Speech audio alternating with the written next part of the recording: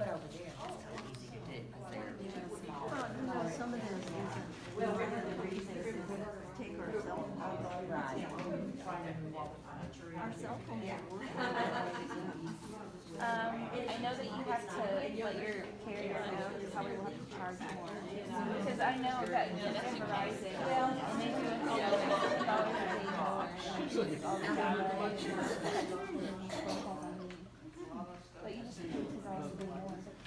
All right. Well, I don't know if anybody else is coming or not, but we'll start just with a little introduction. We're what, 4 months out from taking off, and things are in order. Plane tickets are reserved. The hotels are lining up. I've got a list of hotels right now. They're not all booked, but almost all of them are booked already. I'm not handling that stuff. The tour company in Germany handles all of that, so I just coordinate with them. And the company that we're using is a German company called Terralu Travel, and I am familiar with the owner and operator. He's a Lutheran pastor, actually, not with the state church in Germany. If you know anything about the German churches, there's the state church, which is a bit on the not very religious side. If that sounds like an oxymoron, but it's true. He is a pastor in the Zelk Church, which is the independent Lutheran church, which is a lot more like what we know as Lutheran Church Missouri Synod folk. Where the LCMS, our church body, is in fellowship with the Zelk Church. So our two church bodies work together a lot. He's a pastor in the Zelk. He's been running a tour company for going on 20 years now. He used to arrange the tours for Concordia University, Nebraska, when they would send their choir tours over there for 6 weeks at a time. He would take care of all the buses and the hotels and everything else. So he's a great guy. He's really easy to work with, and he's going to take good care of us, and he does this all the time. Because he's a Lutheran pastor, obviously, he's very busy this year because it's the 500th anniversary. So it's going to be busy. I have no idea what that means exactly, but because it's the 500th anniversary, everybody and their dog who has any interest in Luther at all is going this year. So it will be fairly crowded. Now, because we're going in May still, I think it'll still be a little better than it will be in June, July, and August, but it will be much busier than a normal May, simply because it's the 500th anniversary. I have led many tours and traveled extensively around the world. My family lived overseas for 4 years and traveled back and forth many times through a lot of different countries. I was a high school teacher for 15 years and led 5 or 6 different student groups, a couple of them overseas, Mexico, around the United States, California. I've done a lot of touring with groups. I don't generally arrange the buses and that kind of stuff, but when I worked with student groups, I took care of all the hotels and everything. We just contracted with a bus company. So I am experienced at this, although it's been probably 7 or 8 years since I've done something like this, but my family and I just got back a year ago from a 2-week trip to Germany. We just rented a car and we spent 2 weeks driving around, my kids and I and my wife, and almost everywhere we're going, we just went about a year ago. So we're very familiar with all these places, and it's going to be fantastic, and you're going to have a good time, I promise. It's going to be great. There are currently 38 people signed up. We'll talk about buses later on here, the bus situation, but there's a couple waiting in the wings, but I really only have room for like 42 max. The bus holds 50, but I want to save room because I don't want a full bus. I want there to be space so people can breathe. So we'll max out at 42, and we're at 38 now, so 38 is fine with me. If we stop there, if we get to 42, that's okay also. And I've got 4 or 5 people who are hedging and hawing and haven't made up their mind yet, but we'll see what happens. There are also about 10, 15 people who aren't anywhere around here. There are 2 from St. Louis, 2 from Kansas, 2 from Arizona. Elizabeth, help me out. Elizabeth Steinbar, her parents will be going with us. Those of you that knew Elizabeth, she used to be the music director here at this church. Her parents will be going. And then there's 3 people from California, from a Lutheran church in California that's heard about it and joined on. So there's about, 10, 12 people who have no connection with Memorial at all, or a loose connection, and they'll be kind of joining us there in process. And Ponca City, Oklahoma. Yes, thank you. There's somebody from Ponca City too. Yeah. Yeah, you're right about that. Ponca City, I did not forget about you. Is that recording? Can you tell? I don't know. I think it is. If it's not, I got problems. Well, they I was don't know student how you taught know. at Ponca City. Look at that. It's a small world. I'm a broken arrow boy, so it's all good. So here's the goal tonight. We're gonna be done in 1 hour. We're gonna do this quick and we'll get out of here, but I want you to be able to ask questions. I can't promise I have all the answers yet because the tour company, we're still, I know 4 months doesn't seem like very long, but that's a long time actually when you're talking about tour companies. Plane tickets are all reserved, but they won't actually be issued until 4 to 6 weeks before we leave. So we won't have tickets in hand until April, middle of April, I think. Seat assignments, I've sent off a question to the tour agency, but I haven't heard back yet. I don't know, because these are the tickets that we're taking. If you're using our tickets, they are steeply discounted. They're called missionary fares. They're for church kind of groups. And since they've discounted them so deeply, I don't imagine the airlines are going to be incredibly accommodating. They're just going to give you a block of seats and say, here, go. So if you have a special need, again, that may not be true. I just haven't heard back from the travel agent yet. So as soon as I hear back, I'll let you know. But if you have a special need, like, I go to the bathroom 83 times an hour, I need an aisle seat, we'll work it out. Don't worry. We'll trade. I'm guessing they'll give us a block of seats and just assign us randomly, and we'll just move around as we need to make it work. So I know you got questions. Let me jump into some things, and then we'll stop at each slide and just take questions about that issue. Because, again, some of you are very experienced world travelers, and you'll be like, I already know all this. And some of you have not done this much at all, and you're going to have tons of questions. And so I'm going to try to go right down the middle there and make sure everybody's needs are accurate. So this is on route. You have a map in your hand. This is not all of Germany, of course. It's kind of cut off here. But we're flying into Berlin, and we're going to spend our first 2 days in Berlin. That's our jet lag killing zone. We're going to try to knock jet lag off in Berlin. I'll talk about this in just a minute, the itinerary specific stuff, but we're going to start in Berlin, then we're going to head down to Wittenberg, which is where Luther spent most of his life, where most of the reforming work that he did was in Wittenberg. We're going to jump down to, Eisleben isn't on here, I think it's right there.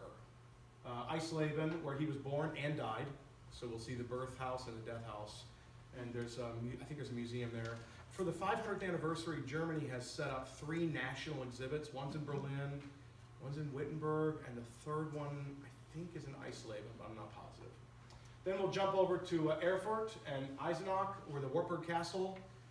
Luther spent about a year living there, translating the New Testament. And then we're headed down to the Rhine River. I don't know if in the itinerary it says Rhine River cruise.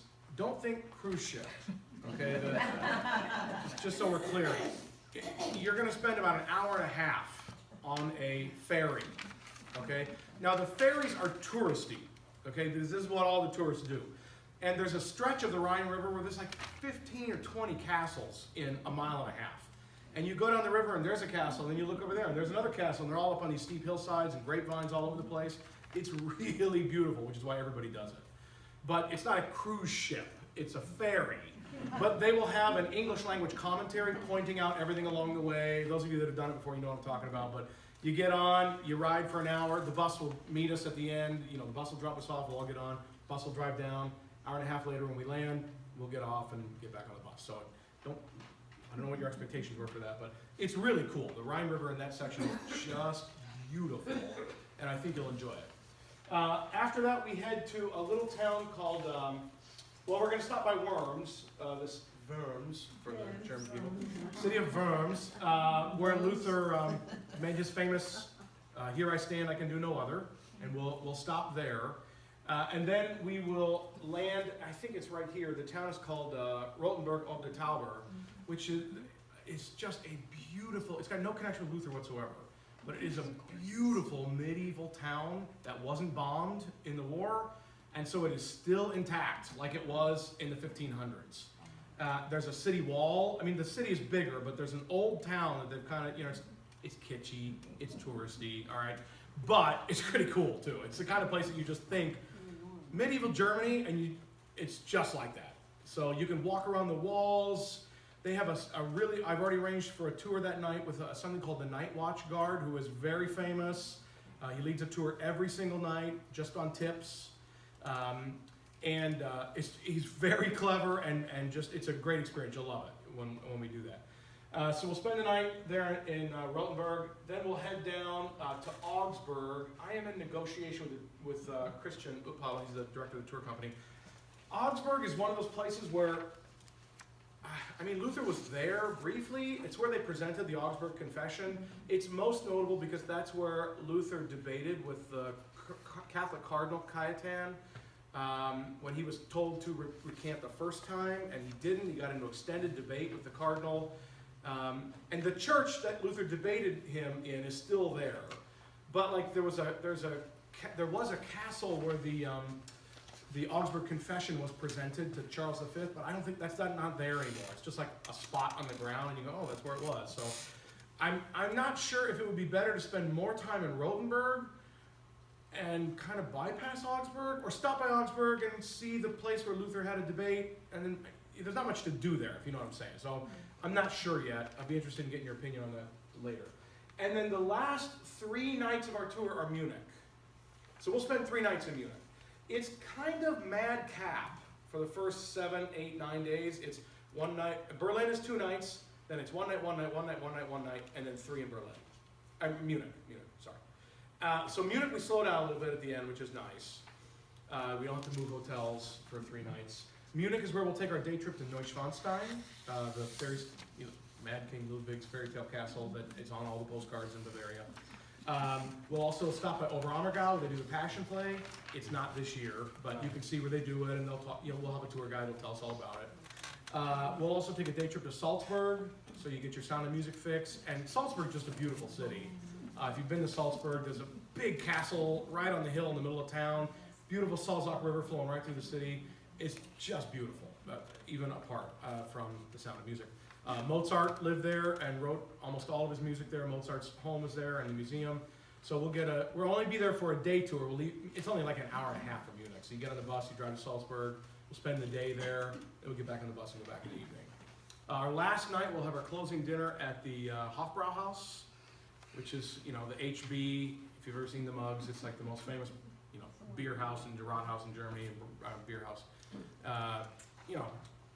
You get to drink beer. You'll do that the whole time, so I'm not sure it's any different.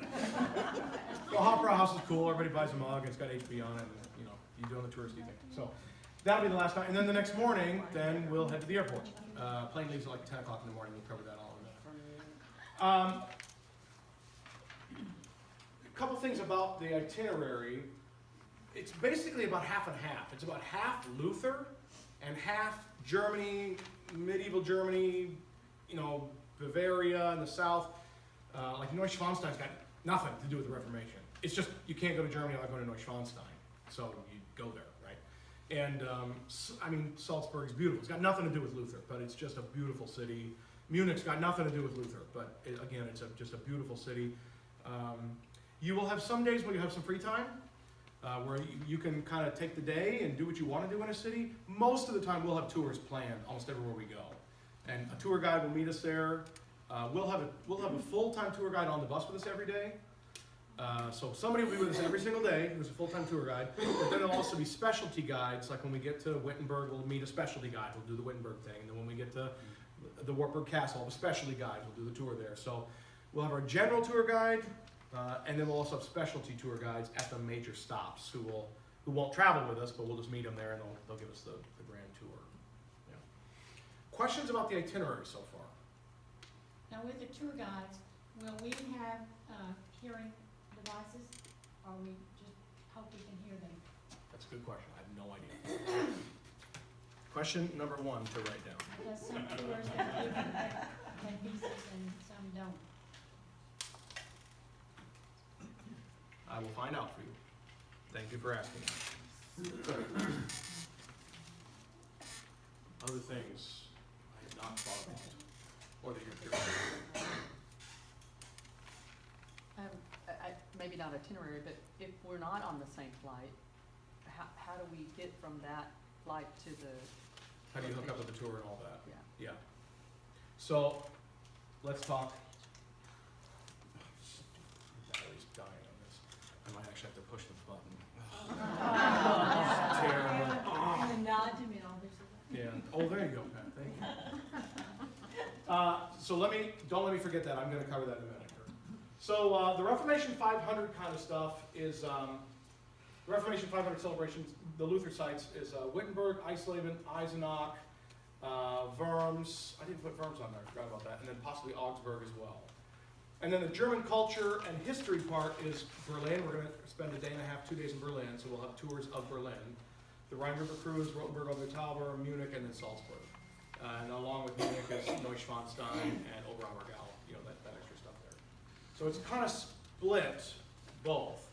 So again, to be quite honest with you, you could do a whole tour of Luther stuff. It would get boring pretty quick. Unless you just love history and love the Reformation, trust me, I could lecture on this for weeks. You would go stone crazy, right? So you never know with this kind of stuff. It's like people are like, it's the 500th anniversary of Reformation. I want to do Reformation stuff the whole time. Actually, you don't, I promise. You'll get plenty of Luther stuff, and you'll love the other stuff. I promise. It'll be great. It'll be a nice mix of the two. Yeah. For packing purposes, again, if you're a world traveler, you already know this stuff, and I'm not going to say much about this because Rick Steves will say it all. I highly recommend Rick Steves' website if you're nervous at all or want to know more information. Rick Steves is just a fantastic resource. He has videos, you can find them on YouTube or on his website, that cover almost every place we're going to visit. And if you watch them, you'll see all the stuff we're going to see, and he'll give you a heads up of things to look for when you have free time. Hey, we've got 2 hours to kill in Salzburg. What should I do? Watch the Rick Steves video on Salzburg and decide on the 10 things he lists, which ones are of interest to you, and then go do it. I love his stuff. He's very personable, very down to earth. I think he's Lutheran too. I think he's a Lutheran guy. Anyway, just really recommend his stuff. He's got tons of great ideas for how to pack and what to do and how to navigate the language. He's got language helps. I mean, just tons of stuff. He's got an app for your phone that is useful in the country. You can play audio tours. My family and I used some of his audio tours on the trip. We'd be in Salzburg and we'd go stop 1, and then we'd walk 20 feet and stop 2, and then he'd give an audio. This is the building you're looking at. And it was just great. So, and most of it's free. A lot of it's free. When I travel with, I've traveled with students. All right, so this is my first adult tour group. Here's the deal on packing. You can pack whatever you want. I mean, Rick Steves is making recommendations to go very, very light. You can do whatever you want. I can't carry all of your luggage if you can't carry it. So if you pack a 50-pound bag plus another carry-on plus a backpack, and you're thinking that Pastor Mike will carry my bag up the 3 flights of stairs every time we leave, I'm not saying I won't, but I will look very unpleasant doing it every time, all right? You kind of have to pack so that you can do this. Now, I get it. If your body is frail and you don't have a lot of strength, even a light bag is difficult. Don't worry. We will help, all right? But if you overpack, you will elicit much less sympathy from the people who are helping you. They will think to themselves, why did this person pack 2 50-pound bags? So pack light, and then if you need help, I guarantee people will willingly help you out. Don't even worry about it. Pack heavy, we will still help you, but it will not be pleasant. So please keep that in mind. You pack whatever you want. We'll talk about hotels. European hotels are not like American hotels. Again, those of you who travel in Europe, you know this. We'll talk more about that in a few minutes, but sometimes there's no elevator. Sometimes the elevators are tiny. I mean, 1-person kind of jobs, which means if we got 30 people with big bags, you're gonna be waiting a long time to get to the 3rd floor if you can't do the stairs. We could send up the bags in the elevator and walk up the stairs. We could do that, whatever you want. It's on you. You work that out. But there is no porter on this tour, all right? This is the goodwill of the people around you who will help in loving ways, but we didn't hire a porter, so keep that in mind. And most of these hotels don't have a bag person. They're mom and pop kind of places where they will help, but if a bus with 40 people gets off, they can't help 40 people. They got the husband behind the counter and the wife, and they'll do their best, but it's not like they have 10 bellboys waiting around, okay? Again, Rick Steves recommends this. I do too, because of the nature of our tour. Bring things that are easy to wash. Unless you're going to bring, again, this comes back to your packing, unless you're going to bring 10 or 12 outfits, which is going to take up a lot of room, you do whatever you want, but you're not going to have time until we get to Munich to do laundry. Because we get to a hotel, and we leave the next day. We get to a hotel, we leave the next day. So you kind of have to think that first 8 days, you're going to have to make it work. And again, Rick Steves recommends stuff that doesn't wrinkle very easily, stuff that's like this wicking material that's popular now because it dries so fast. You can wash it in the sink, wring it out really well, hang it up, and the next day it's mostly dry. Just think about those things, but don't think, I'll just do laundry at the hotel. Because I'm not saying there's not laundry available, but a lot of hotels don't have it at all. They will laugh at you if you ask, where's your washing machine? They'll say, oh, you must be an American. They don't do that in most of these hotels. And if you do that, you'll probably be skipping dinner. Because we'll be gone somewhere and you'll be sitting around waiting for your laundry to wash. So think about that as you pack. So pack light and make sure you've got enough clothes. And somewhere in the middle there's the right amount. You don't want to be out of clothes. Bags that are lightweight, easy to maneuver. Don't bring fanny packs. Not only are they incredibly unfashionable, they are a magnet for pickpockets. You carry around a fanny pack, you are begging for somebody to just unzip it and grab your stuff out of there. So if you're carrying documents or cash, I recommend those neck pouches. Those can be uncomfortable. You got to kind of navigate that. Front pockets for guys, whatever you want to do. But if you wear a fanny pack on your rear end, you cannot see what's going on. In crowded places, it's very easy to steal from those, and I don't recommend that. Also, keep in mind souvenirs. So if you want to buy a cuckoo clock at Rotenberg, and you packed your bag as full as it can go, here's the good news. Almost everywhere you find these touristy places, they'll ship stuff home for you. They'll ship it right from the store. But you're going to have to pay for shipping. You know, if a $100 cuckoo clock, you're going to pay $20, $25 to ship it home. Totally up to you. I either leave room or just bring some extra money for your souvenir so you can ship it all from the store. Most of them will do that. I'm not going to go into any more packing stuff. There's all kinds of stuff there, and if you have any specific questions, I'd be glad to help with that. Yep. What kind of temperatures are we talking about? Climate? Lows are probably, you never know, but lows can be in the 40s. Highs can be upper 60s to low 80s. So kind of like the weather this week in Houston. It also depends on where you are. So when we're in the Alps, down in Neuschwanstein, it'll be colder. It's not going to be freezing, but it'll be chillier. Again, Rick Steves is going to recommend, and I think he's right, layers. Don't bring a big bulky coat. Just bring a jacket, a sweatshirt, and a long sleeve shirt. And then just put on layers as it gets colder and take them off as it gets warmer, rather than trying to bring a big bulky jacket. It will never be freezing, but it could be pretty chilly. In the evenings, we're not going to be walking around, except for the night tour in Rotenberg. That's actually an evening activity. But most evenings, we'll eat dinner in the hotel 6:30, 7 o'clock, and then you just hang out and get a good night's rest. If you want to take a walk, you can, but we don't have night activities when it'll be cooler. But in the morning, it can be fairly nippy in May. So, yeah, Don? When we're traveling on this bus, when we stop somewhere, things will be secure on the bus. We don't have to worry about that. Yeah. So the bus driver will always stay with the bus in general. If he's not, he'll lock it, and he'll tell us, hey, the bus is going to be locked for the next X amount of time. So if you need something in the next half hour, bring it with you. Then he'll lock it. So in every group I've ever been on in Europe, you just leave it on the bus. It's always fine. Bus drivers are really good about that stuff. Be sure to bring a little tiny umbrella. Yeah, that's a good idea. It usually rains in May. Yep. Yep. If we catch rain, we'll truck on. We won't stop. So one of those tiny little umbrellas or whatever, a jacket with a hood, whatever you're comfortable with. Yeah. Good. Other questions? Okay. Currency. The euro, of course, is the currency. Right now, it's fantastic. Last time, when we were in Europe last summer, it was like $1.25 to the euro. Right now, it's $1.07. It was $1.04 2 weeks ago. So it's phenomenal how low it is right now. It means that Europe's a lot cheaper than it was a year or two ago. So when you see prices in euros, it's fairly close to the dollar. So keep that in mind when you're looking at a cup of coffee or a souvenir or something. Keep the exchange rate at 10% generally for the exchange rate. You'll be fairly safe. It's a good idea to have some cash with you all the time. Don't carry a ton, but to have 100 euros-ish in 20s or 50s is helpful. You can use your credit cards and your debit cards over there. They're accepted everywhere.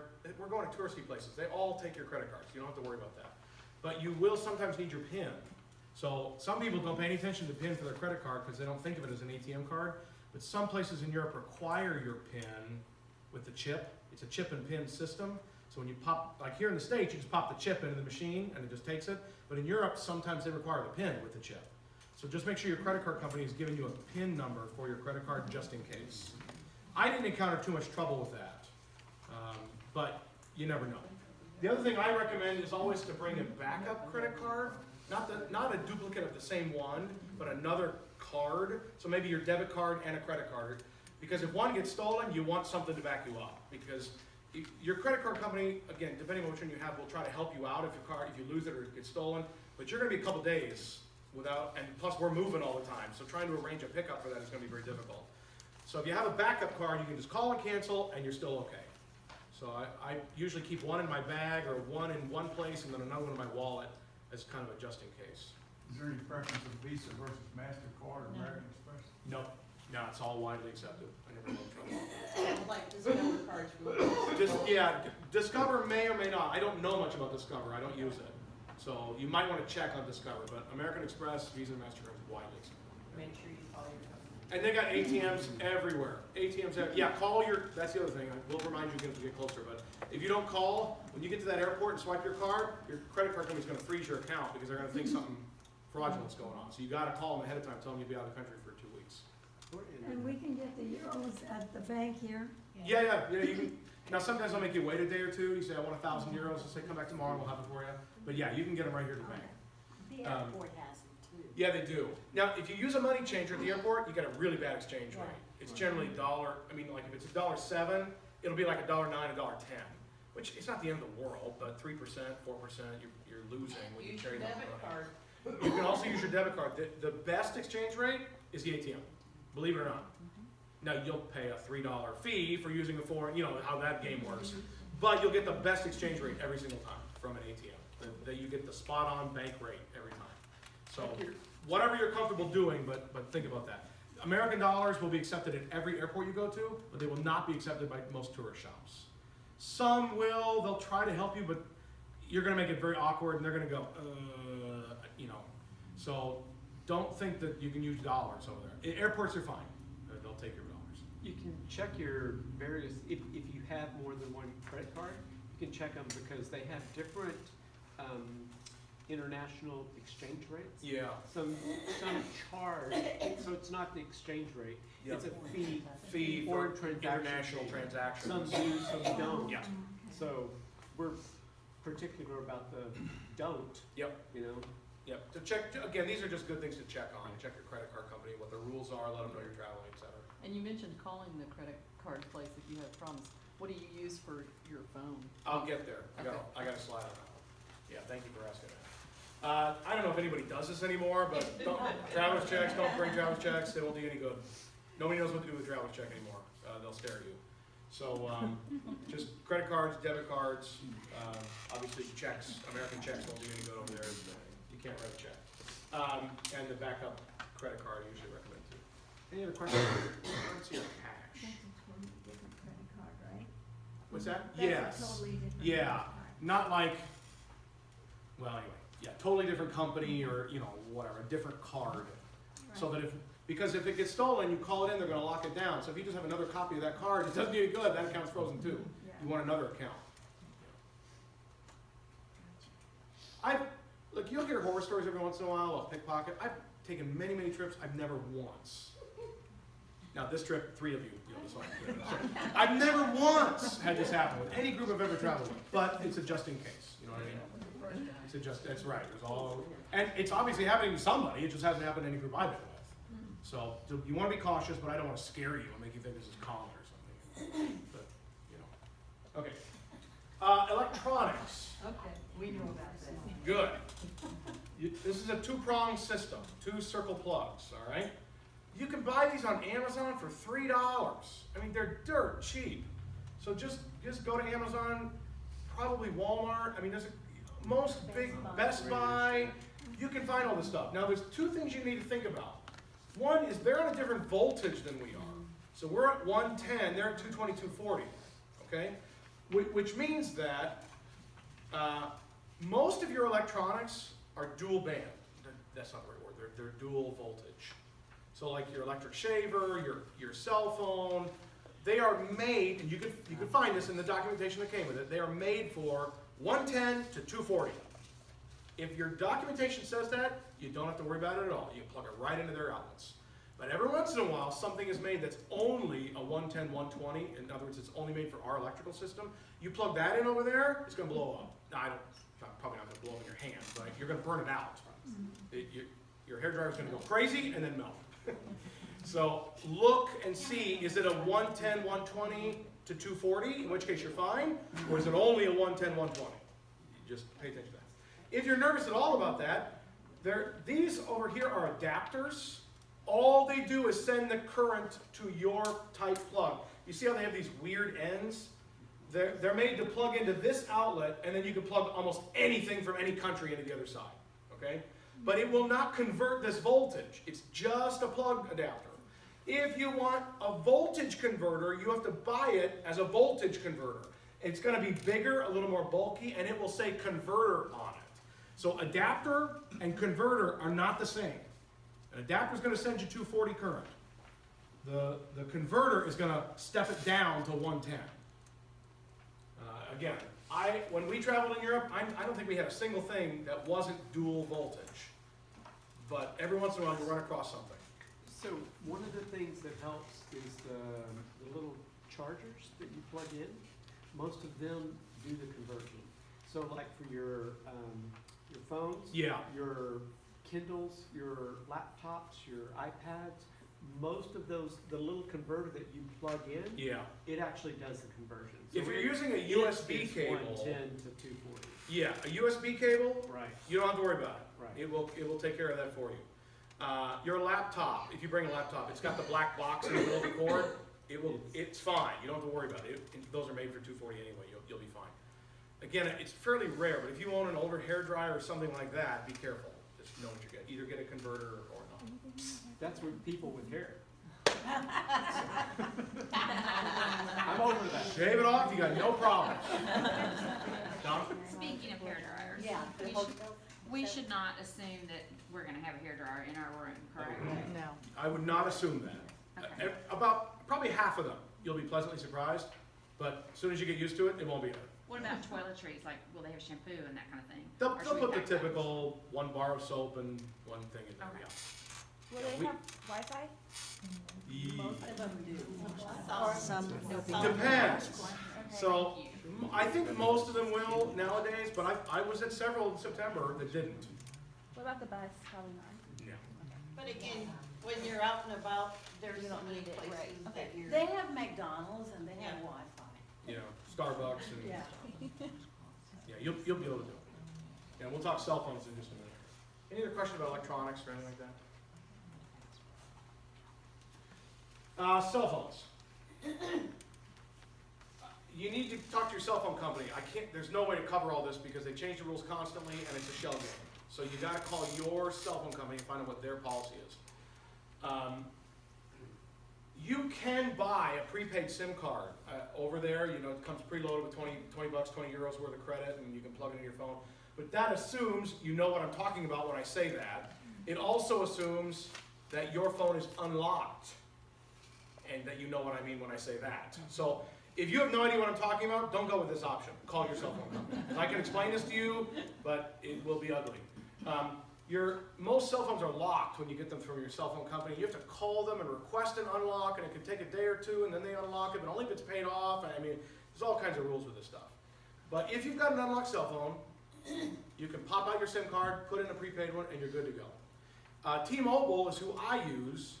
They have free roaming in Europe. So I get data and cell, free data and free cell in Europe.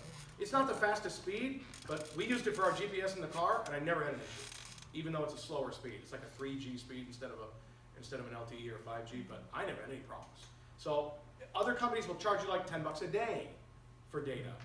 Data is what will get you a $500 bill, okay, on your cell phone. It's not calls, because as soon as you turn your phone on in the airport, it is immediately going to start looking for a data connection and checking your email and downloading text messages. That's all data. And if you have not cleared that with your cell phone company, they're going to be charging you like $1 per megabyte, and within 2 days, you're going to have an $80 bill. And you haven't even done anything. Your phone's just checking for email and downloading stuff, and you're not even paying attention to it. And you can be in a very rude surprise if you've not worked this out with your cell phone company ahead of time. So I was just, even with T-Mobile stuff, I was freaked out about this because I did not want to get home and have a $300 bill. I think I called them 3 different times. It's free. It's really? Anyway, so be vigilant with this, because if you turn on your phone, it's going to start downloading data automatically, and you're going to be paying for it if you haven't cleared it ahead of time. And they charge ridiculous fees if you haven't paid for the service. What I've done is I've put my phone on airplane mode, Yep, you can do that.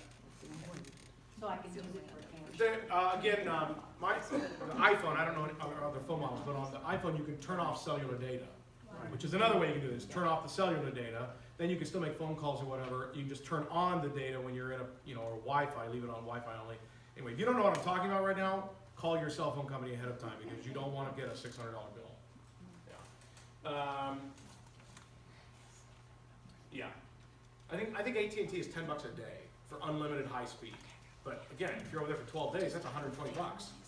Maybe that's worth it to you. Whatever, just give your cell phone company a call. Yeah, questions about cell phones?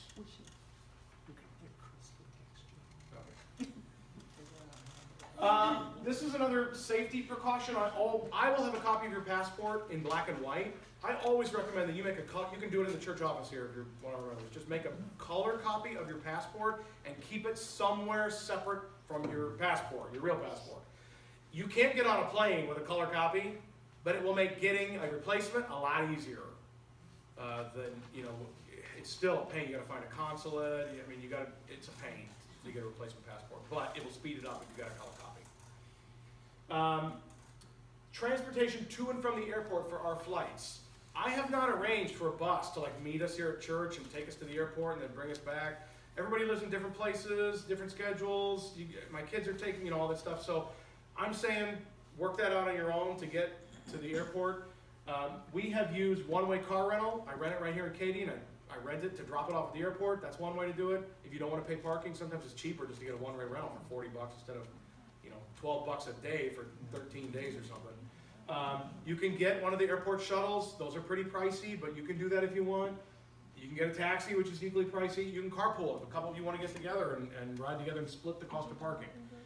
Whatever you want to do, but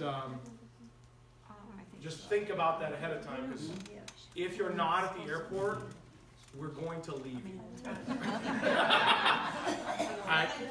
It's not personal. I love you. You're wonderful people, but we will keep moving.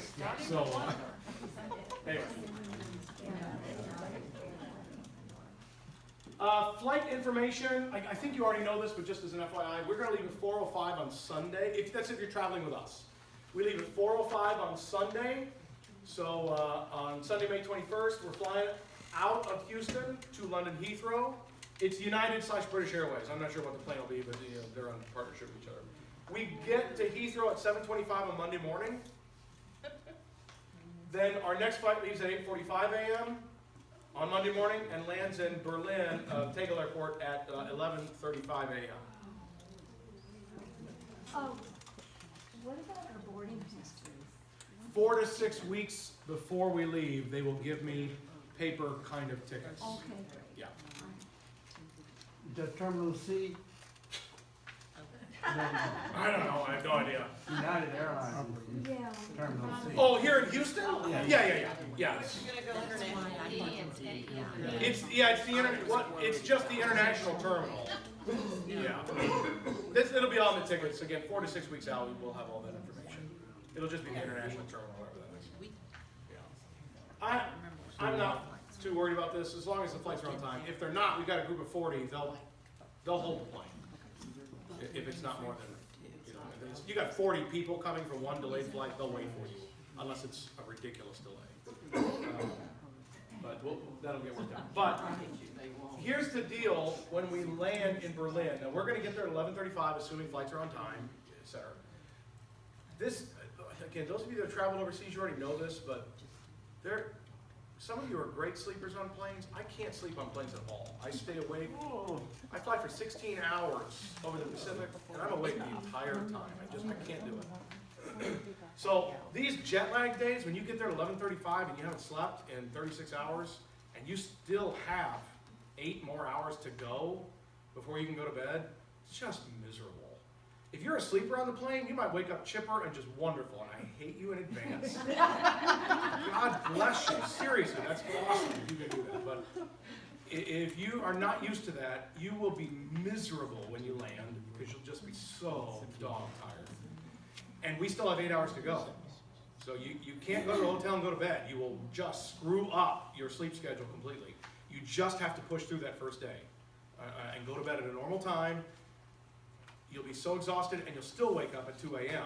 and not be able to go back to sleep, and you'll still be exhausted. It's the most bizarre thing if you haven't done it. But what's going to happen that first day, we get there on a Monday. Tuesday is a holiday in Germany, and so one of the national exhibit, I told you there were 3 national exhibits for the Reformation 500, it's closed on that Tuesday.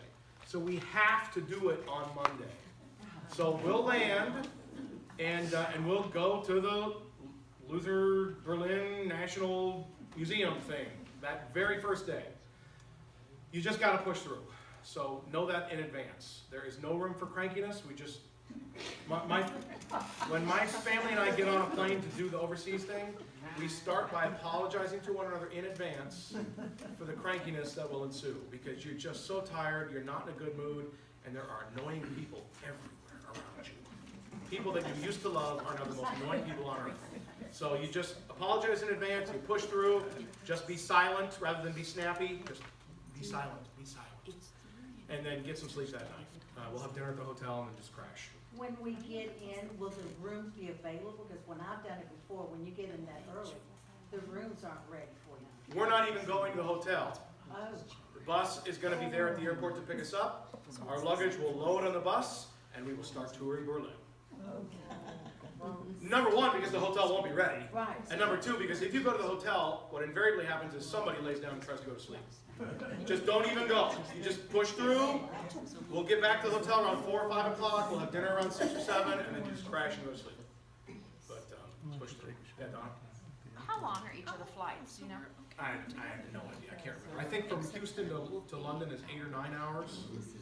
And then London to Berlin is 2 max. It's not that long a flight. Yeah. So they're not that long. I mean, 8 hours is a long time, but considering how long some flights are, that's not too bad. But your rear, if you are not used to that, your rear end will hurt. No, it doesn't. And you drink a lot of water, and you get up and walk around. You just do the best you can, because it's very uncomfortable. That reminds me, are we gonna be allowed, can you drink the water in Germany? Oh, yeah. From the tap, or do we need Well, filtered thank you for water? bringing that up, because Okay. there's a very unpleasant reality about German water. Yeah, It's safe to drink. You Okay. can drink it rather safe. okay. However, when you go to a restaurant and order water, some of you are chuckling because you already know this. They serve seltzer water, carbonated water. You know the kind you get out of the soda machine when it runs out of fluid, out of sugar, and you drink it and you go, what is this? That's what they drink. So you have to ask for still water, which, don't worry, generally with Americans, they know if it's a touristy place, they'll just put a pitcher of still water on the table. But if you just go into like a restaurant, I need a drink. Can I get a water, Wasser? They will bring you carbonated water, and you will drink it and gag. It just tastes so nasty. They love it. There's no accounting for taste. What are you going to do? Yeah. So do ask, make sure it's still water, not carbonated water. Very unpleasant. So every day the hotel will provide us a breakfast. Again, European breakfast is different from American breakfast. There'll be some things the same. They'll have like a muesli kind of cereal that you can have. Occasionally they'll even have like American-ish cereals, Frosted Flakes or something like that. But then they don't do pancakes and bacon and stuff like that. They do rolls, brochin rolls. They do lunch meat. They do cheese. They do jelly. I love German breakfast. It's great. Lots of butter. I mean, it's just, but you'll look at, you'll be like, this is what I eat for lunch. That's what they eat for breakfast. So every hotel will have breakfast. It'll all be the same. It'll be lunch meat, cheese, rolls, and then a small selection of cereals. Maybe a hard-boiled egg. Yeah, hard-boiled egg. They'll have a bowl of hard-boiled eggs. That's What another about thing. fruit? No. Sometimes you get fruit. Kind of depends. But no pancakes and bacon and sausage. They don't have anything like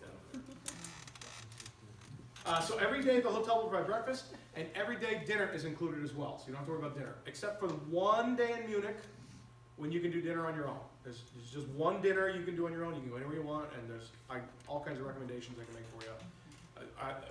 Great thing. I would love to find a beer garden a big beer garden with pretzels and beer and picnic tables, and that would be kind of cool. We love beer gardens.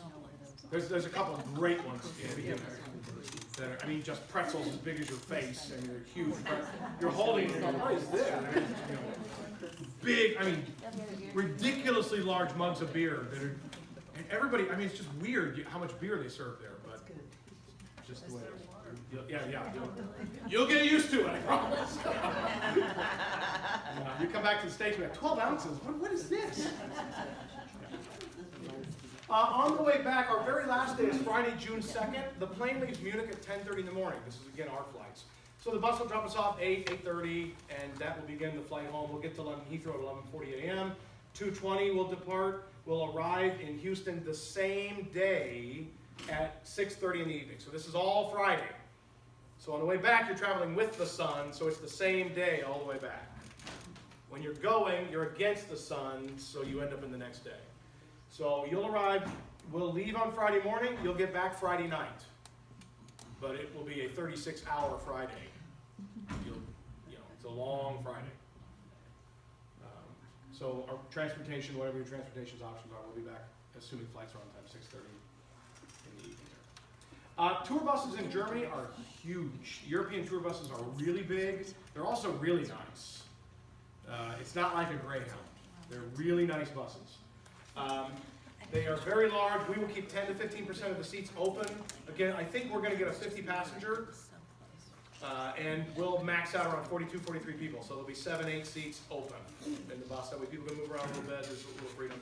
The luggage all goes underneath in these huge luggage compartments, so it's easy in, easy out. But there's a couple steps to get up into the bus. There's a bathroom on board, which, again, I know horror stories about bus bathrooms, I get it, but the bathroom, usually the bus driver will keep it extremely clean. He'll do a good job of it. And there'll be drinks and snacks for sale on board. The bus driver will usually have an ice chest sitting up front. He could have beer in there, water, sodas, and he won't be drinking beer, but he'll have it for sale for you. You just buy from the bus driver. Most of our days, the drive is not too long. I think we have a couple days where there's like a 4-hour drive. But Germany's not that big a country. I think Texas is bigger than Germany. Oh, yeah. 2.5 times. You could drive from the far north all the way to the far south, and it's only like a 10-hour drive, maybe 8. So 4 hours in Germany is actually a long way. I don't think we have very many days like that at all. Most days it's like a 2-hour drive at most.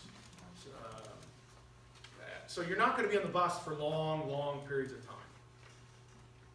And a lot of days we'll have like 2 stops. So we'll leave the hotel in the morning, we'll stop, like when we go to Worms. We'll stop at Worms, we'll get out, we'll do the, oh, look, there's the church, and here I stand, and all that. Then we'll get back on the bus, and we'll drive down to Rothenburg. Bus drivers are great. You'll be amazed at what they can do with those things. They'll drop us off fairly centrally everywhere we go, which is another huge advantage of a bus. If you rent a car like we did, my family, you got to find somewhere to park, and you're usually a long way away, and you got to walk. The bus will just drop you off right there in front of the church. You all file off. When you're ready to go, the bus pulls right up, and you just get on again. So it's really convenient. Yeah, questions? Back to the slide prior to that, when we arrive at 6:35 on Friday night. So the Oklahoma people were wondering, do they fly back to Oklahoma that night, or should they stay? Whatever they want to do. How long would you say going through arrival of customs? couple hours. Give yourself at Usually- least 2 hours. At least 2 hours. I'm an optimist. I have occasionally spent 2 hours in customs. It's pretty rare. So, See, we usually do it in but we're a little crazy. They'll have to go over that. Yeah, you never know with customs. I mean, you really don't. You can get there and there's a line 4 miles long and you're like, what is going on? There's one guy. And sometimes you get there and you just walk right up. And you never know. You never know. But you have to get your luggage and put it back through. Yeah, Immediately, don't yeah, dawdle. yeah. If our flight going to London is at 4, what time should we get at the airport? Get to the airport? 2 hours, two and a half hours. Two? Early. Oh, okay. I was thinking like noon. I didn't know. No, I mean, if you get there by 1:30, you'll be fine. Okay. Again, some people are 4 hours in advance, no less. I'm more like the hour, which just freaks some people out. But you do whatever you're comfortable with. The airlines recommend 2 to 3 hours for an international flight.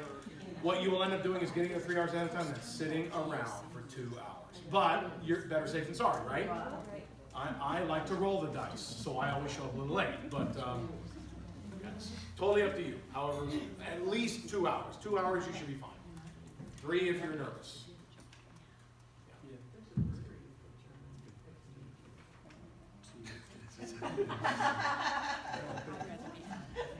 European hotels. European hotels are a lot different from American hotels. When you think American hotel, you're thinking about a chain. The building is 10 years old. If it's older than that, they've remodeled it twice. European hotels, the building can be 300 years old, and it was remodeled once in the 60s. Especially if you're in West Germany, where most of the Luther sites are. No, East Germany. If you're in East Germany, some of the hotels you're like, what? But they're, former communist area, and there wasn't a lot of money, and the hotel, it looks shabby. You're like, but it's listed as a 3-star hotel. You're like, what? But in Europe, 3 stars does not mean what it does in the States, right? So, exactly, and they're quaint, personal, and family owned. Think of it like that. But if you're expecting the Marriott, you will be shocked. You're like, what? The lobby is a postage stamp. There's one tiny elevator. Every room is a different shape. We're used to American hotels, it's just squares, right? And they have crammed rooms into every possible location. Some rooms will have 2 levels in them, and some of them don't have AC. Again, if the temperature's cool, that's not a big deal. But you go in July, you're in for a rude awakening. You got all the windows open, you're still sweating all night. So just know this. Keep your expectations in line with what a European, especially German hotel is like. If you go to a major city like Berlin, again, if you're staying in the middle of Berlin, you'll find Marriott and everything else. But if you when we do the Rhine River cruise, there are tiny little towns along the Rhine, and every one of those tiny towns, there's family-owned hotels. There are no chains at all. So you're in a 300-year-old building run by mom and dad, whose grandparents owned it, or they bought it 40 years ago, and it's like a bed and breakfast. And so just keep that in mind, all right? They're just like that. We all gonna be in one hotel each Yes. night, we're not gonna be spread out all over. Correct. At least at this point, I've never seen any double hotels. I think they're all one.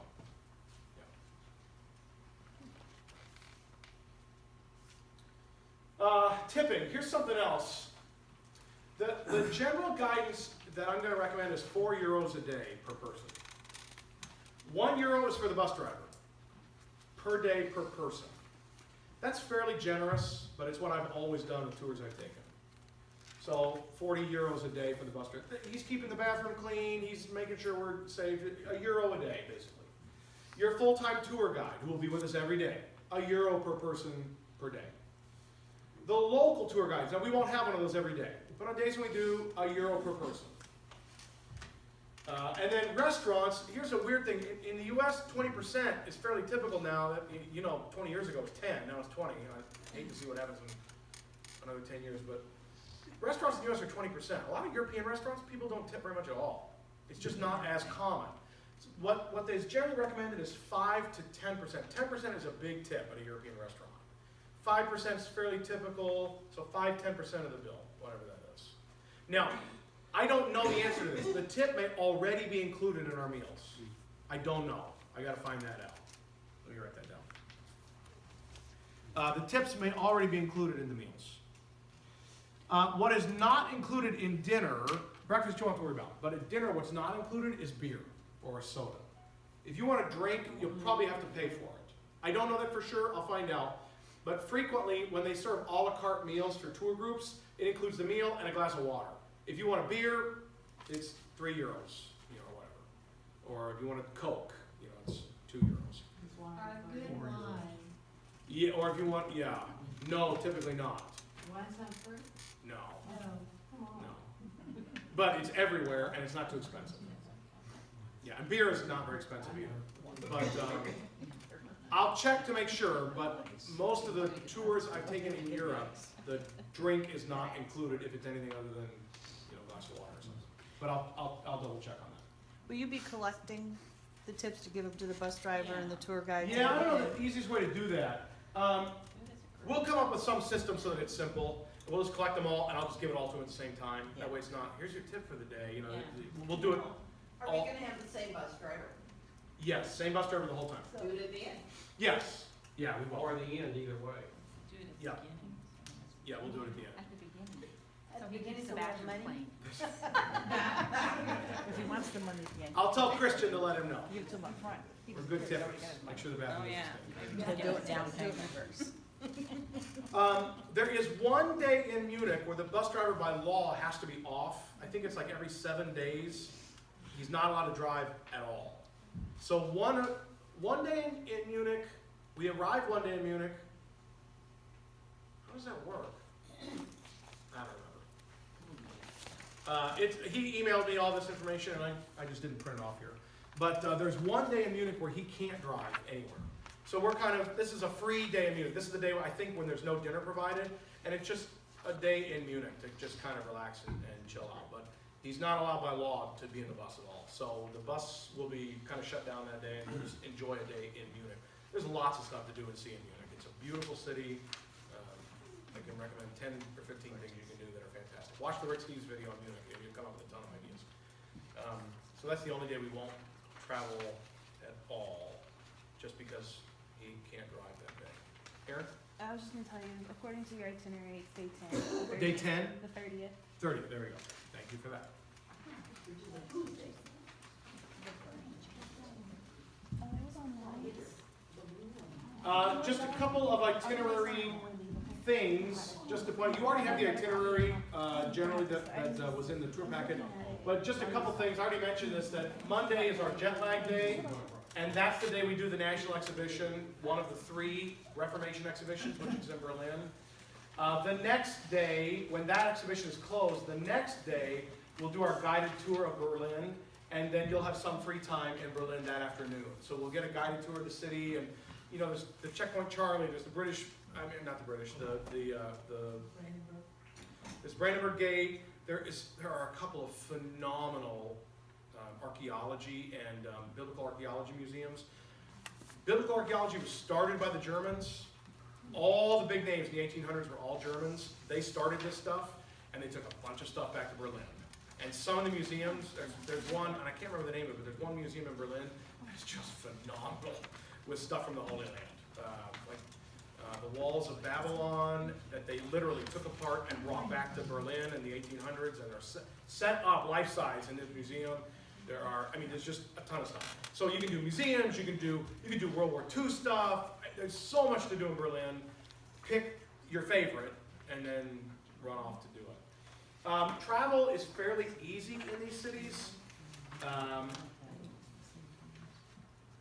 If the bus isn't driving us around as a group, you can catch a taxi almost anywhere. I mean, it'll cost you, €15 to drive somewhere. Yes. Do we have it? I mean, in Berlin. Oh, yeah. Yeah, Berlin has one of those. Yeah, Berlin does. I think Munich does too, if I'm not mistaken. Yeah, they both do, they're very good. Yeah, they are. Very good. And those cost about $30, €30 for the hop on, hop off, if you know what that is. It's the big red bus in every major European city. And it's a guided tour, and they stop at all the major places. You just get on and get off whenever you want, hop back on again. So that's something too. Day 7, Rothenburg and Augsburg. I'm still trying to work that out. here's another weird thing that happens while we're there. Ascension Day happens while we're in Germany. It's the 50th day after Easter. It's always on a Thursday. In the States, no one pays attention to Ascension Day at all. It just slides right by, nobody even notices. In Germany, it's a national holiday. And because of that, because it's a national holiday and it's 500th anniversary, Christian has already informed me that day, every touristy thing having to do with Luther is going to be jam-packed. It's because it's a national holiday, and every German will be out doing festive Ascension Day stuff, whatever that means. So we'll kind of have to play that by ear. He said, I'm not sure about the crowd yet. We'll kind of figure out what the best way to do that is. But I wrote him, I said, well, if the crowds are bad, maybe we should avoid it. He said, well, on the other hand, you get a good feel for a big German crowd. You interact with German people. And so I thought, well, that's legit. So anyway, I'm going to trust his advice on that, but be aware that there is a national holiday while we're there, and it may be very crowded because everybody's off that day, and it's a religious holiday, so we'll do religious stuff. You know the Germans are not typically religious people. Day 8 is Munich Day, dinner on your own. I think it's day 8. Is that Munich? Rotenberg? Maybe it's Rotenberg. Hope I didn't mess that up. There'll be one night that's dinner on your own. All the other dinners are provided, and all the breakfasts are provided. Lunch every day, there's anything you want. I mean, there's cheap, you can skip lunch if you have a big breakfast. If you like bratwurst, there's no end to bratwurst. You can get a pretzel at McDonald's. There'll be tons of it. Do you recommend a phrase book, like a German phrase book of some sort?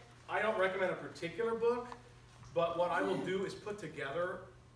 I'll send you something that's a pretty standard thing. But yeah, absolutely. If you wanna play with German, and put together some phrases and practice, absolutely.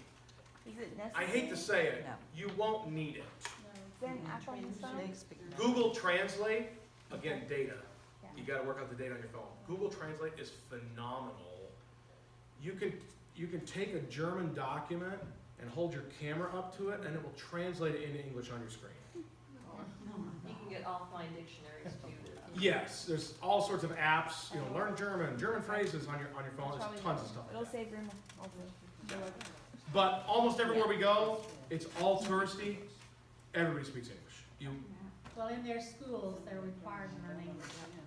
Yeah. So, everybody speaks English. If you get off the beaten track a little bit, you go to a grocery store in a small town, you'll struggle a lot more, but we won't be doing any of that. So almost everywhere we go, you want to grow. And we have SIG. Plus SIG. Oh, yeah. Yeah. Oh, that's another thing I should tell you. You may already know that. Bathrooms typically cost money in Germany. So you always want to have like a euro coin, keep some small change in your pocket. Now, in a decent restaurant, they won't, if you're sitting down for a meal. But like if you just want to use the bathroom around the corner from the gift shop, you'll probably have to drop €1. And sometimes there's somebody sitting in the bathroom with a basket. And a guy will walk into the men's room, and there's a woman sitting there with a basket. She cleans the bathroom, she takes care of it, and you pay her when you walk in. If you don't, she's going to start squawking at you. And So- don't be weirded out if you have a guy walk in and you're heading that way and they point you to the ladies right next to it, because the door's shut from top to bottom, there's no crack in them, it's private, you've got it. Again, you're safe, but that coin thing, what, I have to pay for the bathroom, is fairly common in Germany in particular. WC. Yep, look for the WC, as they say. Yeah. Water closet. Okay, that's all I've got for tonight. There'll be more later on when I get more details. Are we gonna do anything special on Sunday? Like, are we gonna have any, like, Yes. spiritual content in our trip? Yeah. I think a lot Don't you worry. So Christian and I are already working on whether we'll do a church service, a small church service. He has suggested, he's asked me already, do you want to worship in a German church? Yes. Which would be kind of cool. It'll be in German, but Lutheran church in Germany. We could do that. We could do our own thing. We'll probably do a brief devotion every day. When we get on the bus, I'll lead a devotion of some kind every day. But on the Sunday, Yes, we have the option of worshiping in a German church. So if you guys want to do that, Christian would love to set that up for us. So that's Maybe good. it's clear that it's gonna do this on, day 5, Ascension Day. Yeah, this is nice. St. Peter and Paul, Europe, Luther was baptized. When is this? Yeah. Yeah, I think, are we in Eisleben on day 5, on that Sunday? Yeah. That would be kinda cool. We'll be in Luther's birthplace and death place. There's a couple churches in town there. Oh yeah, you get the full death thing, cause they used to make death masks. Yeah. You get to see the Luther death mask. Sunday morning. Somebody dies, they immediately pour plaster all over their face to capture their face when they died. And it's just fairly common for important people, not for everybody, but for important people. So you get to see the Luther death mask. Are they real strict about dress codes, like in church? If we go to a church, do we have to have our arms covered, or do we have to wear a dress, that kind of thing? Definitely not, you definitely don't have to wear a dress. Arms, I would recommend, Like a sweater or something? it'll be cooler anyway, it Okay. won't be too warm, so I would not recommend too many sleeveless things. Okay. But if you've got a jacket or something you can throw on. No shorts. Germans are pretty relaxed, and we're going to No touristy shorts? places. No shorts? Sigs are, Sigs are actually. I don't think you'll want to wear shorts because it'll be fairly chilly. Okay. But I would bring a pair of shorts because if it does happen to warm up to 80 degrees one day and we're doing a lot of walking in Salzburg, you'll be thankful you have a pair of shorts. Bring a skirt. You can bring a skirt if you want. I'm not wearing a skirt if I wear shorts. You're not gonna wear a skirt? You're a tourist. Don't be inappropriate. You know, don't wear skin tight stuff and yoga pants. But a decent pair of shorts is nobody's gonna look at you askance. You're a tourist. They all know it. You're all walking like a herd of cattle all over. Nobody's gonna. As long as you're spending money, they don't care. Just don't be inappropriate. Can you send us a list of books or things that would be of interest to read prior to going? Not necessarily. Book of Concord. Start there. No. Great reading.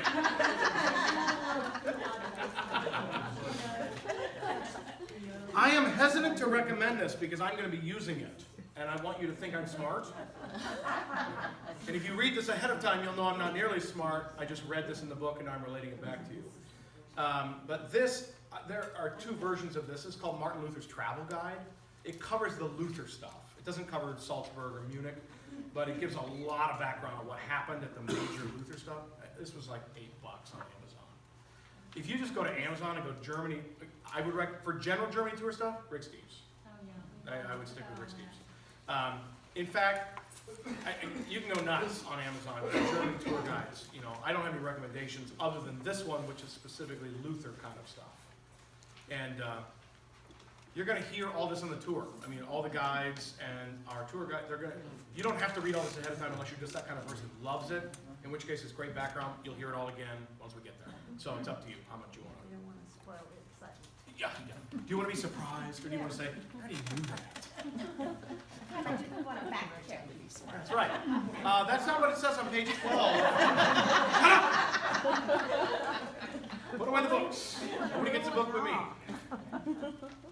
I'm a relatively newbie. What about medication? How's that? to be Bring it. How's it to be handled? I don't care. Bring it. I mean, is it required Don't lose that it. it be in the bottle? Do whatever you No, want. they don't care if you've got it in the bottle. No.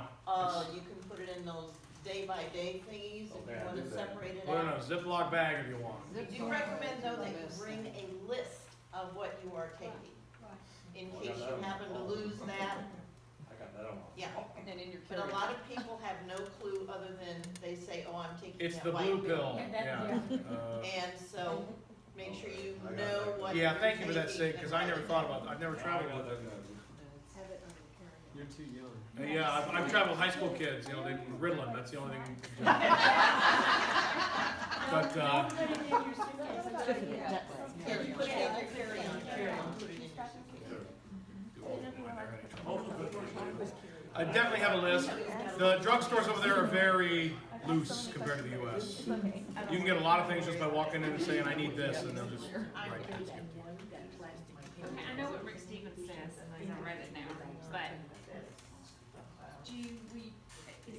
checking a bag? Yeah. Do you recommend really that we not check a bag? I'm No, checking no. the Oh, bag. no, we'll be checking it. Definitely, if you wanna check bag, do it. No, nothing wrong with that. But what I would recommend is don't check this bag. You know, the max 50-pounder? Don't check that one. Because even getting through the hallways of some hotels is difficult with a bag that big. The hallways are narrow, and Wait, the biggest guy in the group. I was just gonna say, we're gonna go with the tallest guy in the group. I'm losing some height. No squatting down, Jeff. Yeah, so Got a no, bad don't back worry. on you people. He's known in the family as a pack mule. Oh, that's excellent. This Excellent. That's fantastic. Tip your porter. That's right. Did you say pastor? Yeah. So that's a good question. Definitely feel free to check a bag. Just don't check the biggest, don't check more than one for sure. And don't check, again, you do whatever you want, but if I was recommending, only bring one bag that rolls. If you want like a backpack and one rolling bag, that's about right. But if you bring a rolling carry-on and a rolling piece of luggage, and your husband brings another, you're just gonna be traipsing through hotels with all these bags, and your life will be more difficult, I promise. So pack whatever you want, but But most of the time, we will go from the hotel, put the bag in the bus, and we're done. Yep. Yes. Okay. yep, we'll walk out the front door of the hotel, the bus will be right there on the curb. We'll set it down, and the bus driver and But load you it could be in. on the third floor with no elevator. Right. Right, but you could be on the third floor room and have to take it down the stairs. Okay. Or up the, up the stairs is worse. What's a typical carry-on bag? I know you said a backpack, just like a regular backpack, or Well, you know, there's a standard carry-on rolling size well, I don't want to. that's about this big, Right. with a handle that comes up. Mhm. I love backpacks. Right. Airlines are very flexible on backpack sizes. You can even bring almost a full length, a hiking backpack, and as long as it's soft-sided and squishable, they generally don't care. I've never had them give me difficulty. If you bring a rolling bag, they're like, well, drop that in the bin. They want to see how big it is. So you can be a lot more flexible with a backpack. And the advantage is you can stick it on your back. You don't have to roll it along behind you. So it's up So to you you. can do a backpack and a purse. Yes. Yep. Yeah. Okay. Your backpack is your carry-on, your purse is your personal item. Okay. Sometimes the purses are big enough. Yeah. Normal sized purse, not the, huge. But you can get away with a lot, right? We have pushed all the bounds in our travels. Yeah. Usually the airlines are pretty flexible. If it's a woman with a bag, they'll call it a purse, even if it's loaded with clothes. Did you answer the question about flights coming from another airline? Oh, thank you. No, I did not. So here's the plan for that. There are, again, probably 10 people flying in separate from us. If, like Nitschie's, I think your flight gets in like a half an hour after ours, that's not a problem, because it'll take that long for us to customs and bags, and we'll just wait 20 minutes for you guys to catch up. That's not a big deal. If your flight's coming in more than a half an hour before or after us, if it's before, you're in luck, you just have to wait at the airport for us to get there. If it's after, you'll probably have to meet us somewhere. And I don't know where yet. You'll have to catch a taxi or something if your flight gets in. We get in 11:30. If you get in at 1:30, the bus isn't going to come back to the airport and keep picking people up. It'll just go. So either, depending on what time you get in, you can meet us at the First National Museum, catch a taxi and meet us over there, or you can just go to the hotel and we'll catch up with you. So it's kind of depends on what time your flights are getting in and how close you are. Otherwise, if we're ahead of you, then we look for you at wherever British Airways comes in, whatever terminal. Yes. Yeah. I suggest. Because you'll have all our flight information. Yeah. So wherever the baggage claim is for that one, you'll see our exhausted faces coming down the escalator. Okay. So what were the points of, what did you say? The Well, first tour is the next, is that what you said? Yeah, there are 3 Germany government-sponsored Reformation exhibitions. The first one we'll do the very first day we get there. It's in Berlin. Second one's in Wittenberg, and I think the third one is in, what did I say? I think it's either in Wartburg or, anyway. We'll hit all 3 of them. We'll do the first one the very first day. Yeah, So my problem is you go from the airport to that exhibition.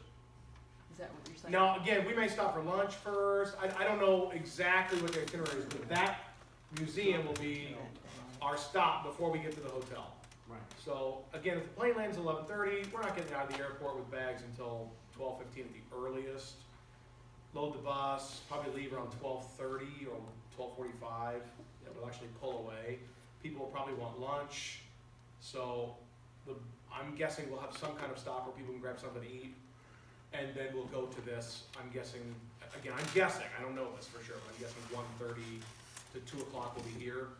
We'll be done with that around 4:30, and then head to the hotel Problem is making. and collapse. Yeah. Our first dinner is that night, and then just all right. You'll go on. How we doing? We okay? So far, so good? Here's the good news. Just get on the bus when everybody else does, and you don't have to worry about the rest. Just get on and get ready. I have a question. Yeah. I'm sorry, I'm so concerned No, about my that's bag okay. and carry on, checking bag.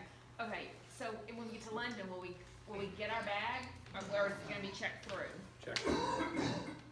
Yeah, you'll check it in Houston, it'll show up in Berlin. What happens if it doesn't? The airline will deliver it. Okay, that's what I'm scared of. We, losing at my some point in luggage. time, we will be in Berlin 2 nights, so that is helpful. If bags are delayed or something, that gives them an extra day to get it to the hotel. Okay. So let's not worry about that. Yeah, okay. This, again, for packing purposes, I always put 2 changes of clothes in a carry-on, always, because of that very Oh, reason. 2 changes. I usually do, because Okay. I've needed it before. Okay. I've gotten to a foreign country, and my bag didn't show up, and at the airport, they'll be really nice. They will hand you a plain white t-shirt and a toothbrush in a bag. Oh, that's It that won't is fit. nice. And you'll be like, what am I supposed to do with this? And you'll wear the same clothes for 3 days. So if you put 2 underwear, 2 socks, 2 shirts, 2 shorts, or, put it in the backpack, you're good to go. I was told that, because I'm not a big traveler, but if you put something like bright on your luggage, like a bright tag or something, it'll distinguish it better, right? For you, yes, but Yeah. for the airlines, it doesn't make a Well, bit of difference. right. They lose those just as easily as anything else. But for you, it's helpful, because then Even you if can it's see like- your bag quickly when they all look the same on the carousel, et cetera. Okay. So we always tie a ribbon around them, or, Mhm. whatever you want. And if you bathe with a washcloth or one of those scrunchies, take it with you, or take 3 or 4 washcloths with you, because they usually won't have those. And also keep in mind, you can buy anything there.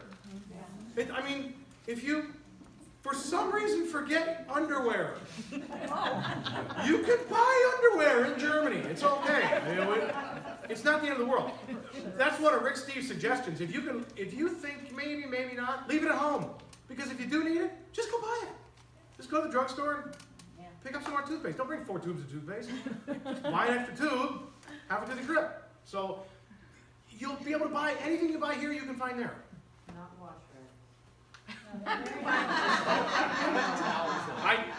I don't use them. I don't know. I You have to never. buy a dishcloth. Yeah. You have dishcloth. There you go. So don't panic if you forget something. We'll just go to the store and buy it. It won't be that big a deal. Yeah, exactly. Big cities, lots of stores, you'll be fine. Do you think it's kind of a good idea to get some euros from our local bank? I would go with some. Again, when you're in the airport, you're not gonna need it. But when you land, if you don't wanna go to an ATM right away, Well, you don't want to separate from your group to go and back to the. you're like, you get to the first Berlin exhibition, and you see something, you're like, oh man, and you don't have a euro. It's helpful. But you can use your credit card, But you can use your credit card. It's not essential, but it might be helpful. Do you think we need to bring like $20 just in case? I wouldn't, Like but any you can if you want. If you feel secure doing that, Yep. do it. If it works for you, go for it. No, because in the airport, I don't know if we will need it. But I guess. If you got a credit card, every place in the airport will take your credit card. Okay. Honestly, you can go, I think we went through Europe and used cash very little. Most of the time we just swipe a card. Even if it's just like a $2 water bottle or something? Yeah. In most restaurants, yeah, you just swipe it through. Okay. Yeah, it's quick. Again, when you go to the bathroom, no, you need change. Right. So you will need cash occasionally, but most of the time you just take your credit card. Do everything. Yeah. Okay, She has never met her your roommate? Oh, I am. Oh, there you go. Look at this joyful reunion right here. There we go. Well, I'm glad did I get your name right? Daddy, right. 'Cause Yeah, I I've didn't got think of one it until now. Just now. I was gonna say, I was waiting until everything was finalized before I sent it out, but now that things are pretty finalized, yeah, I can send it out. All right. Any final questions? Well, Dave wanted me to, let everybody know that if anybody's interested in having a German beer tasting or a wine tasting, we will do that sometime in April. Ooh, like at your Just house. let us or know a at our bar house. or- But we're interested. Just let me know, and we'll Okay, pick we're a letting you date. know. Pick a date. Maybe not Easter Sunday. All right, why don't we close with a word of prayer, and if you got any final questions, you can stick around and ask. Heavenly Father, we give you thanks for exciting adventures. We thank you for the opportunity to see different cultures and learn about history, and especially about the Reformation. We thank you for that, Father, and for the chance to learn about the work that Luther and other reformers did, and also a chance just to enjoy the beauty of Germany and just some amazing historical sites. Father, would you help us as we get ready and plan, and we're still months away, but as we get closer, that we stay calm, enjoy ourselves, and just have a fantastic time touring a beautiful country. And again, we just say thank you for the privilege and the opportunity to be able to do that. In Jesus' name, amen.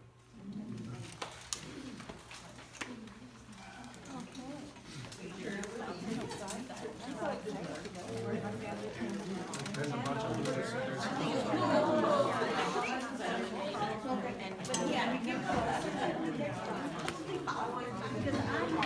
I was gonna say, that's the greatest thing, it's just rent a car, you can go anywhere. We love doing it, we have so much freedom.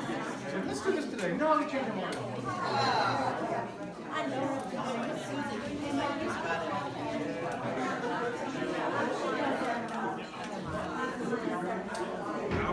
Credit cards sometimes have a PIN also. Credit cards only ask for the PIN. It depends on the credit card company. If they give a cash advance, they want a PIN.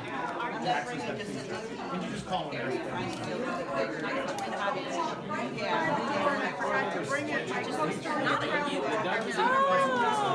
Well, there's always Sunday. It's so funny because Mom went home on Sunday and told Dad everything y'all talked about, and I think they went ahead and got the insurance and they went to Everybody on this side, every time they get off the bus, the next time they get on the bus, they move up. Oh, there you go. And everybody on this side moves backwards. That way, nobody's trying to be the first one on the bus, so they can be the first one off the bus to get the last one. But everybody, that way everybody rotates. And in other words, the people behind you and the people in front of you are always the same, but the steering is always changing. And then that way, that's not a bag. And every time you get off, oh, I want to sit on the, that is, he always gets in front of you. She always gets right by the bathroom. And I want to go to the bathroom.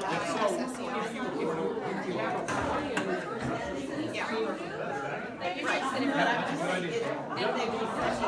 the festival center over there. That was there.